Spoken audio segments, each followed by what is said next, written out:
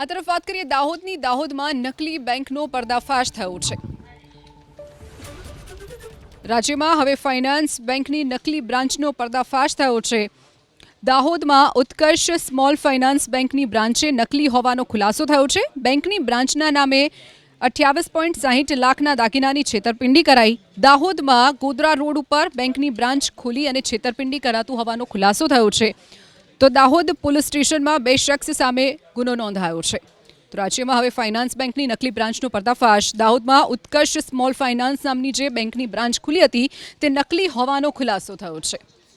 વધુ વિગતો સાથે સંવાદદાતા મનીષ આપણી સાથે ફોન લાઈન ઉપર છે। મનીષ, રાજ્યમાં હવે ફાઇનાન્સ બેંકની નકલી બ્રાન્ચ ખુલી હોવાનો પણ પર્દાફાશ થયો છે, શું વિગતો? જરૂરથી કે ઉત્કર્ષ સ્મોલ ફાઇનાન્સ બેંક જે નકલી મુંબઈ કરવામાં આવી હતી 2 દિવસ માટે, જેમાં જે વેપારી છે દાહોદના તેને રથયાત્રામાં દાન આપવાને બહાને બોલાવવામાં આવ્યા હતા। 28.60 લાખની જે હાલ તો ભેજા બાજુ લઈ ફરાર થયા। ખાસ કરીને દાહોદની જે બિલ્ડિંગ છે ત્યાં 2 દિવસ માટે જે ઓફિસ ઉભી કરવામાં આવી હતી, માણસો પણ મૂકવામાં આવ્યા હતા।